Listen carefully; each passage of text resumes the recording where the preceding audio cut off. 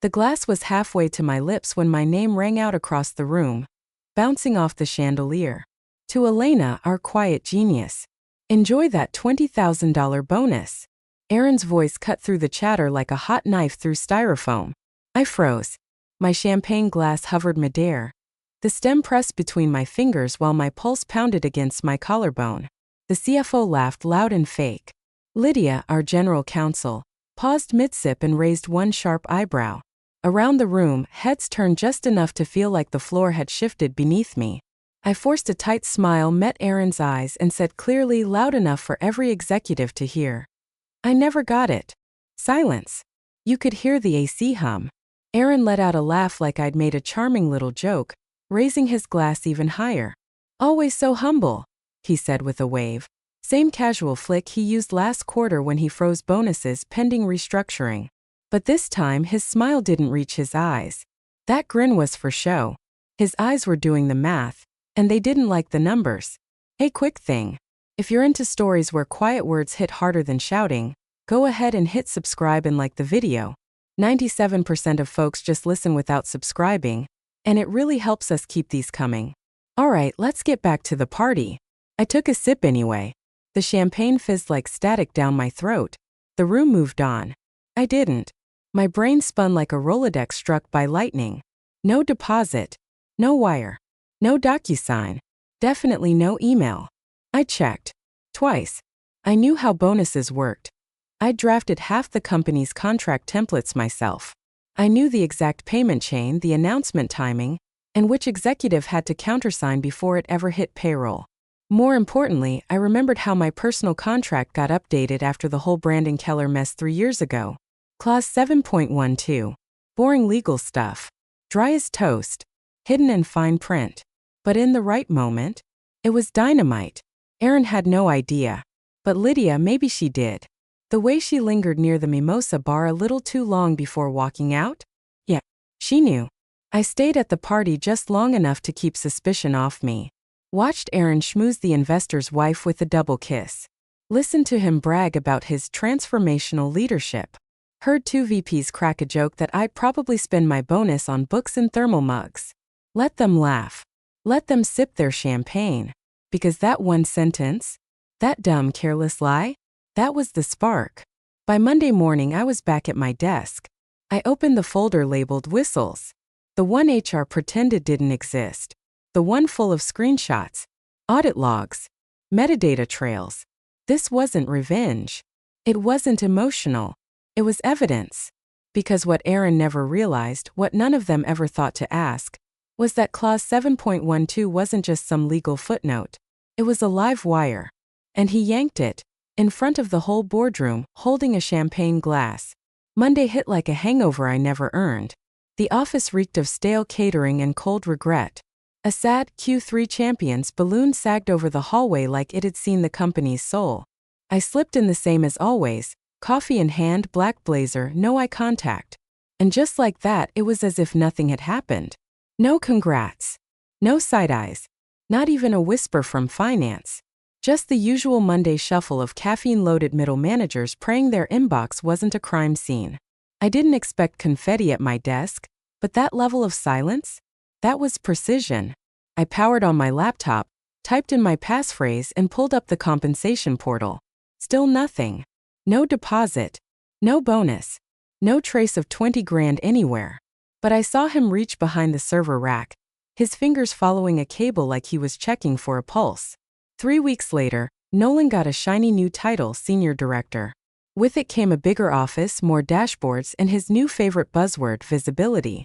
Visibility into systems. Visibility into performance. Visibility into people.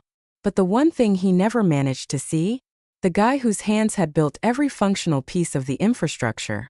Nolan tried dragging Colin into the spotlight. Gave him a vague assignment called a transition initiative. Asked him to document legacy architecture for continuity. But everyone knew what that really meant. Nolan was hoping to siphon everything out of Colin's head, dump it into a spreadsheet, and hand it off to contractors to streamline. Colin went along. Took notes, sketched diagrams. But behind the whiteboard sessions, he quietly started pulling the automation scripts. One by one. Nobody noticed. The systems kept humming. The lights stayed on. But I saw it, in the way Colin cleaned out his drawer. How he started printing things again. How he ditched the centralized backup system and went back to rotating encrypted thumb drives every week. I asked him once why he was doing it. He looked at me and said, "If the lights go out, someone's got to know where the fuse box is." Nolan didn't even know a fuse box existed. Colin did. And by the time the people upstairs figured out something was off, half the switches had already been flipped. It all kicked off with a spreadsheet labeled Optimization Roadmap. It hit our inboxes at 6:04 a.m., bright and color-coded like a preschool worksheet. But every bullet point was a blade wrapped in jargon. Decommission legacy protocols Q2. Consolidate server touchpoints Q3.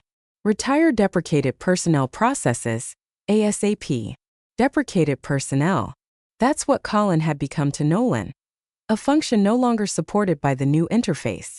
At the next ops meeting, Nolan stood in front of us with that smug look he wore whenever he had to educate the people actually doing the work. "We've identified areas with excessive manual involvement," he said, clicking to a chart titled Preventative Overhead. Right beneath it, a list of Colin's weekly maintenance tasks. "These cycles drain resources without measurable return," he added. Colin didn't react. Just sipped from his dented old thermos and stared at the screen like it was a car wreck happening in slow motion. Nolan kept going. "Moving forward, we'll be adopting automation-first workflows. Predictive monitoring over reactive legacy maintenance. The consultants will assist with the transition." They showed up the very next day. 2 of them. Young. Loud. One wore a Patagonia vest inside and wouldn't stop asking where our pipeline orchestration dashboards were. The other was stunned we still ran on-prem servers. Colin pulled up the topology map. They stared at it like it was an ancient scroll. "You guys don't use Terraform?" Patagonia vest asked. Colin didn't even blink. "We use what works," he said, and turned back to his terminal. Later that week, HR summoned him. "We'd love your help onboarding the transition team," they chirped like it was some kind of honor. "It's a great opportunity to future-proof your knowledge. Think of it as mentorship." He didn't say a word, just gave them a nod and walked out. That night he stayed late again. As I was leaving, I passed his cube and spotted something new. A binder. A real physical binder. Labeled Failover Decoupling CM. I stopped and asked if he was doing okay. He looked up and said, "They're not future-proofing the system. They're ego-proofing it." Nolan didn't let up. The firewall Colin had maintained by hand for years, slated for replacement with some flashy cloud-managed version. Even though the original had never once failed. The automated backup Colin had built, tested, and patched every other month. She put him on speaker.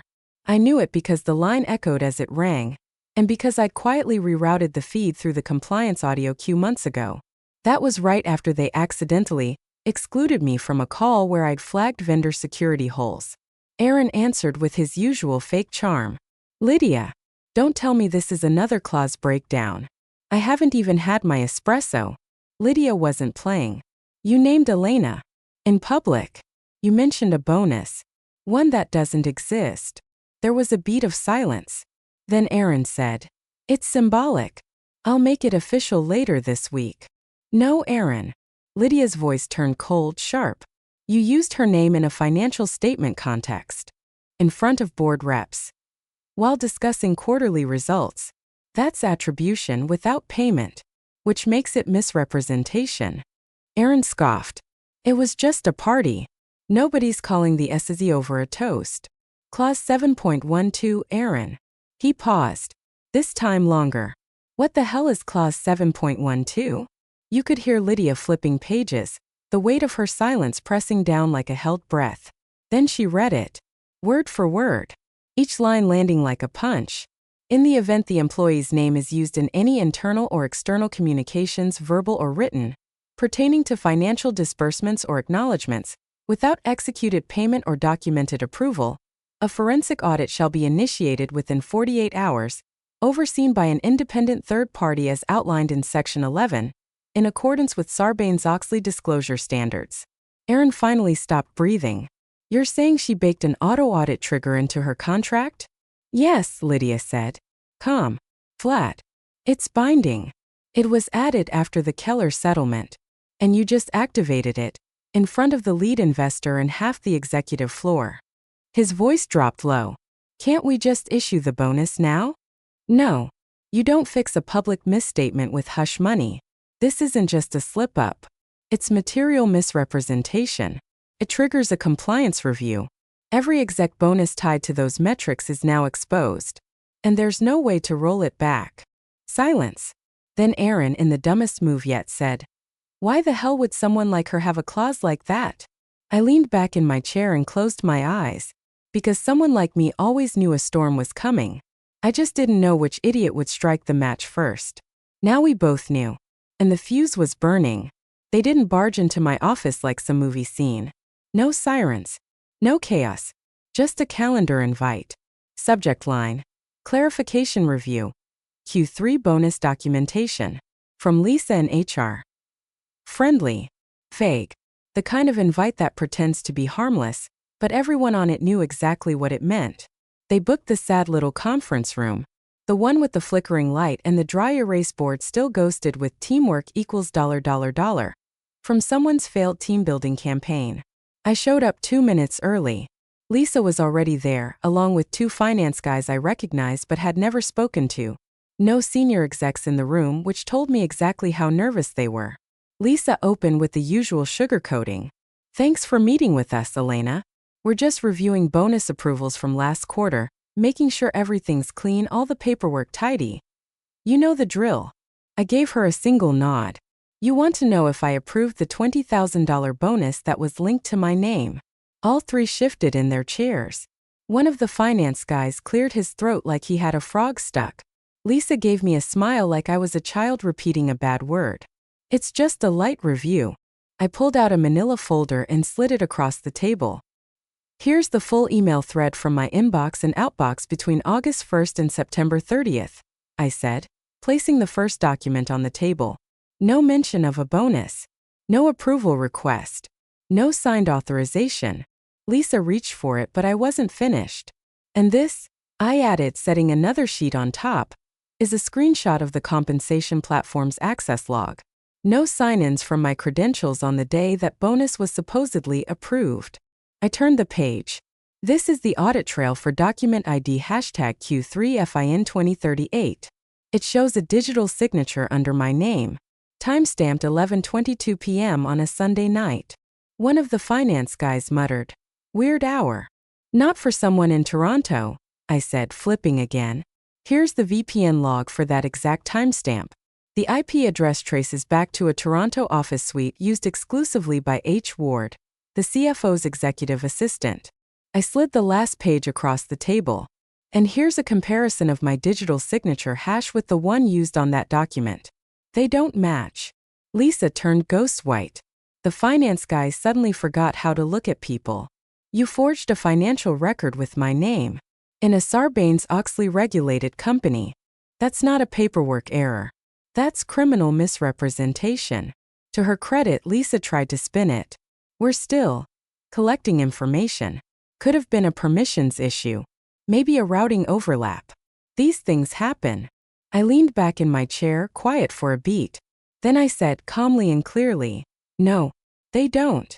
And then I reminded them, softly like I was doing them a favor, that Clause 7.12 didn't just call for a forensic audit. It also kicked off a mandatory retention policy. Every email, every document, every Slack thread, text, calendar invite, and internal note connected to bonus distribution was now locked under legal preservation. That meant no deleting, no editing, no quiet cleanups. Their eyes went wide, like I'd flipped the lights on in the middle of a burglary. Because what they needed desperately was for this to be isolated. A one-off, a clumsy assistant, a clerical blip. Something they could bury under buzzwords and paperwork. But now, they were sealed inside it. And worse, I just bolted the door. Because I'd seen this kind of thing before. I'd flagged sketchy bonus entries. I'd warned leadership about loose approvals. I'd submitted 3 separate memos in the last 2 years calling out signature policy violations. All ignored. This wasn't a mistake. It was a pattern. And this time the system picked the wrong name. Mine. I stood up, gathered my folder, and said one last thing before heading out. I'm not the one who should be worried about documentation right now. You are. They called the next meeting a confidential consultation. I called it what it was. A containment plan served with pastries. The conference room was much nicer this time. Leather chairs. Fresh coffee. Not a single flickering light bulb. And the people inside. They didn't work for Halverson Analytics. They were from Frampton & Dale LLP, outside legal counsel. Experts in regulatory exposure. Specialists in internal investigations. The kind of lawyers who don't even blink when someone says SEC audit or criminal liability. The lead attorney, a woman named Marissa Trent, gave me a polite smile that didn't reach past her cheekbones and motioned toward the chair across from her. Ms. Grayson, she said, thank you for coming in on short notice. I sat down, folded my hands on the table and waited. She tapped the folder in front of her. We've completed our preliminary review of the Q3 bonus anomalies. Your clause 7.12 grants you standing and full protection under Sarbanes-Oxley's whistleblower provisions. And more importantly, it activates a clear path to forensic investigation. She opened the folder and pulled out one page. This, she said, sliding it across the table, is the reason you're here today. It was a payout table. Executive bonuses across the entire C-suite. 3 names were highlighted in yellow. The VPs of Revenue, Operations, and Brand Strategy. All 3 had their Q3 bonuses bumped by 12%. And at the bottom, in the footnote, sat the justification. Departmental synergy validated by independent contract performance metrics. Notably, Elena Grayson. $20,000. They used me. They took my name, my fake bonus, and used it to justify boosting their own payouts. Marissa kept going, voice calm but cutting. Your forged bonus entry was central to the inflation model. The CFO's office manipulated the baseline numbers. Your so-called approval gave them plausible cover. In truth, they used you as a prop. An ethical shield. I blinked slowly. Not shocked. Just tired. Deep tired. Let me guess, I said. None of them had clauses like mine. She shook her head. No. Just you. Because 3 years ago, when Brandon Keller tried to pass off my signature on a licensing payout for a product I never signed off on, I knew the issue wasn't just him. It was baked into the system. While everyone else reworked their contracts to squeeze out more stock options, I rewrote mine like a coroner writing a cause of death. Buried deep inside pages of dry compliance language, so dry HR glazed over reading it, were my protections. I wasn't aiming for attention. I was looking for a fuse. And now, it had gone off. We're not asking you to lead the investigation, Marissa said. But we are asking for your cooperation. Your clause, your paper trail, makes you the most credible internal witness we've got. I gave her a slow nod. What happens to the CFO? She's already been placed on leave. Her assistant resigned this morning. We've initiated full preservation protocols. Email, chat logs, internal memos. Across every department. I looked down at the folder again. All the same people who used to roll their eyes at me for obsessing over retention policy, now frozen in place under audit flags. They laughed when I insisted on that clause, I said quietly. Marissa gave a small smile. Nobody's laughing now. I didn't want this fight. I never cared about the power plays or politics. I just wanted the numbers to be real. The signatures to mean something. The systems to actually work. But now that the house was burning, I'd be damned if they tried to blame the smoke on me. By Wednesday morning, the executive floor was hemorrhaging. The first email hit at 8:03 a.m. Effective immediately, CFO Melanie Kincaid has been placed on administrative leave pending internal review. No uppercase subject line. No with regret. Just pure corporate execution. The second message dropped 2 hours later. H. Ward no longer with the company. No explanation. No sign-off. Holly was already erased from the internal directory before her badge even hit the carpet. I sat on the 3rd floor, sipping burnt lobby coffee, watching Aaron pace the glass hallway upstairs like a caged animal in business casual. Word had it he tried to arrange a private clarification call with Frampton and Dale that morning. It lasted 11 minutes. He ended the call looking like gravity had doubled. None of them had read my contract. Not really. They skimmed it, like a bedtime story they didn't want to finish, rolled their eyes at the long paragraphs, groaned at the legal language. They saw a quiet woman asking for detail, and figured I didn't know how the game was played. But I did. I just wrote down the rules while they were too busy patting themselves on the back. By Thursday, the audit firm named in my clause, Donovan Lathrop, Forensic Compliance Specialist, was already in the building. Per the language in 7.12, they didn't need board permission to begin. All they needed was verified trigger evidence. And they had plenty. Every bonus. Every payout. From the past 8 quarters. Every time they dropped my name like a gold seal on their crooked system. Aaron tried to walk it back. Like you could sweep corporate fraud under a rug with a press release and a little spin. He held a town hall, muttering about misunderstandings and internal oversights. The lead investor didn't bother showing up. Instead, he called his own emergency meeting. Smaller, private, on-site. That's when the whole game changed.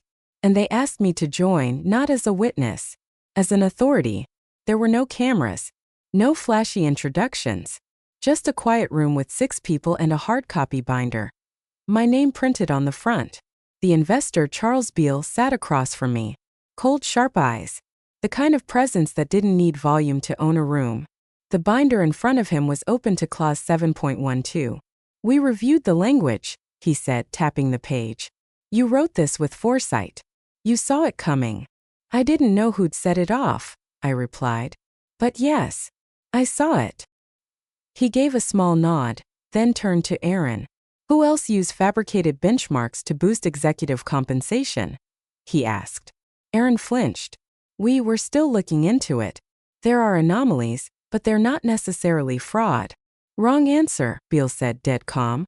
We don't guess. We audit. Elena, your recommendation. Aaron turned ghost pale. That's when it finally clicked for him. He wasn't leading this meeting anymore. I was. And I didn't gloat, didn't raise my voice, didn't lean back like I'd won. Because this wasn't a victory. This was TRIA. Start with Q2 last year, I said. That's when the first discrepancies show up. And subpoena the Slack logs. Most of the approvals never went through email. Beale jotted a note. Quiet. Precise. Aaron stared at me like he was seeing me for the first time. I held his gaze for half a second, just long enough for him to finally understand what he never did before. My silence wasn't weakness. It was insulation. And now the room had gone ice cold. The folder was plain black. No branding. No label. Just a soft hinge creaking open in front of the executive committee like this was any other project update. I didn't bring a laptop. No slides. No bullet points. This wasn't a show. It was a reckoning. 10 people sat around the glass table, shuffling papers they already knew by heart. Aaron was 2 seats to my left, rigid, collar-soaked despite the cold blast of AC. The CFO's seat sat empty. So did Holly's. Their names were gone from the pre-meeting packet. Just blank spaces now. Across from me sat Dana Lathrop, the lead auditor from Donovan's forensic team. Gray suit, locked expression, zero tolerance for spin. I placed the folder in front of her and slid it across the table. 5 years of bonus attribution anomalies, I said. Sorted by department. Cross-checked with performance data, access logs, and signature discrepancies. Every flagged payout was either ignored, rubber-stamped, or resolved by the same exec who approved it. The room stayed dead silent. Dana flipped to page 1. Q1 FY20. Executive Adjustment Entry Number 0029. A bonus awarded for synergistic vendor realignment to a VP who hadn't attended a single vendor meeting that quarter. Page 2. Q2 FY20. Another payout, tagged to regional ROI growth. Justified by a slide deck written by an intern. The intern's name? Never listed. Already gone from the company. Page after page, it was all there. The excuses, the doctored metrics, the missing documentation. Every entry backed by metadata. Every one of those entries had been flagged by me in the system. Every single one had been dismissed. I didn't say another word. The silence did what explanations never could. When Dana reached the last page, she looked up, slow and deliberate. This, she said, tapping the folder with one sharp fingernail, is enough for a criminal referral. No one breathed. She turned to the rep from Beale Capital. We'll begin escalation immediately. SEC gets the first copy. DOJ gets the second. Anyone listed more than twice in this file should already have legal counsel on speed dial. Aaron looked like a man watching someone write his obituary, line by line. He opened his mouth, but I spoke first. Calm. Measured. I tried to report all of this before, I said. I sent documentation to HR. Flagged discrepancies to finance. Submitted internal alerts. I escalated to the compliance committee 3 times. Every time I was told it was under review, or that the matter was closed. The irony? I never wanted this seat at the table. I never asked for it. They ignored my warnings. Not because they thought I was wrong, but because they thought I didn't matter. A quiet woman with her folders and her footnotes. Just another background character who didn't get how high-growth companies operate. But I did. I just kept the receipts while they built glass towers on forged numbers. Dana closed the folder. We'll take it from here, she said. The meeting ended without handshakes. No eye contact. No parting words. Just the slow shuffle of executives leaving the room, one by one, wondering which of them had just been indicted by implication. Aaron stood by the door, jaw clenched, still trying to process how the power slipped through his fingers. I didn't speak to him. Didn't even look his way. I just picked up the folder, now empty, and walked out. I never reached for power. They handed it to me. One ignored warning at a time. The board didn't call it a vote. Not officially. They never do when they're trying to save face. They labeled it emergency action to protect fiduciary integrity. That kind of phrasing, soft on paper, hard as steel in practice. At 8:03 a.m., the first blast landed in everyone's inbox. Effective immediately, Aaron Whitmore is suspended from executive duties pending full external review. No speech. No final statement. Just his name stripped of title, sandwiched between corporate legalese and a vague promise about transparency. By 9 o'clock, Lydia Hallberg's resignation followed. For personal reasons, of course. The kind of resignation that doesn't come with a sheet cake or a Zoom farewell. She probably slipped out before the audit team could even book her exit interview. I read both announcements alone, sitting in the break room eating oatmeal. When I walked into the 9th floor conference room for the next compliance restructuring session, the mood had shifted. It wasn't fire and fury, it was stale hollow. The scavengers hadn't come to fight. They came to count the bodies. Charles Beale was already in his seat. No coffee this time. No handshake. No false charm. Miss Grayson, he said, gesturing to the chair beside him. Thank you for being here. As if I had a choice. He tapped the contract packet in front of him. We're launching a full compliance rebuild. Until the third-party review wraps, the board recommends you serve as liaison between legal, audit, and HR. I didn't smile. Didn't nod. Just said, understood. This wasn't ambition. It wasn't a promotion. It was tria. Charles looked me straight in the eye. I'm not asking you to play nice, he said. I'm asking you to keep this place from burning down. Can you do that? Yes, I replied. But you won't like how it gets done. Around the table sat people who used to smirk when I pointed out contract flaws. The same ones who rolled their eyes every time I asked for double validation. One VP once told me my thing with signatures was just a way to feel important. Another claimed I was slowing everything down by flagging approval paths that didn't line up. Now they were waiting on me. Now I was the one deciding who kept access, who got pulled, and who went dark. I laid out the plan with no emotion. Staff interviews. Immediate freeze on all performance-based payouts. Legacy access revoked for every exec currently suspended or already exited. Live audit logs rerouted through legal, not ops. And most importantly, no document moves without a counter-signature. Not anymore. No protests. No smirks. Silence had a new face now, and it looked a lot like compliance. After the meeting wrapped, I stayed behind to collect the packets. A junior legal analyst paused at the door. I didn't realize you've been watching all this that long. I wasn't watching, I said. I was documenting. That difference. It was everything. By noon, I was sitting in Aaron's old office. The nameplate was gone. His desktop wallpaper still showed a yacht he didn't own. I didn't touch anything. Didn't unpack. Didn't even adjust the chair. This wasn't my prize. It was a crime scene. And I was here to preserve every single fingerprint they thought would never surface. The chair was ridiculous. Italian leather. Hand-stitched. The kind of thing Aaron liked to name-drop in meetings like it was proof he had vision. I didn't sit in it. I pulled it aside and stood behind the desk, flat shoes on tile, spine straight, reviewing the document in front of me like a post-op checklist. My employment contract. Original print. Real paper. Page 14 folded open. Clause 7.12. Underlined in red. Noted. Stamped by the notary I insisted on using instead of letting HR auto-process it. Margin notes still in my handwriting. Neat, quiet, permanent. A clause no one ever bothered to read. Until it blew. The only sound was the low hum of the backup HVAC. Across the desk, Dana sat silently, one perfectly polished nail tapping the page. This clause, she said, soft but certain, saved the company. I didn't answer. She closed the contract slowly, with the kind of care people usually reserve for family heirlooms. Outside the glass wall, the office looked abandoned.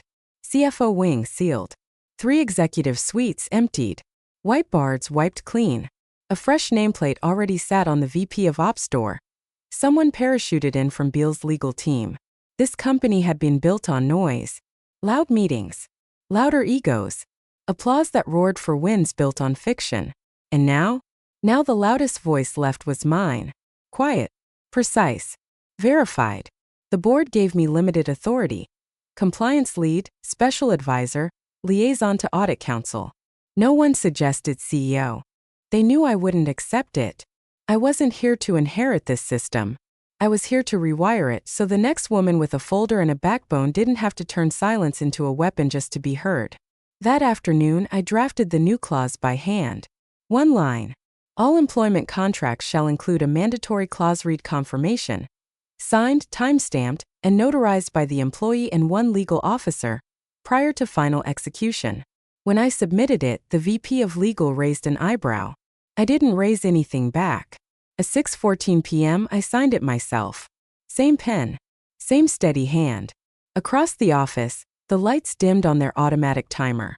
No applause. No speech. No champagne toast in my honor. Just the blinking cursor in the compliance portal, showing upload status. Complete. And that was the part they never understood. I didn't want to run the company. Didn't want a corner office or a shiny title. All I ever wanted was accuracy. But silence. Silence writes the last paragraph.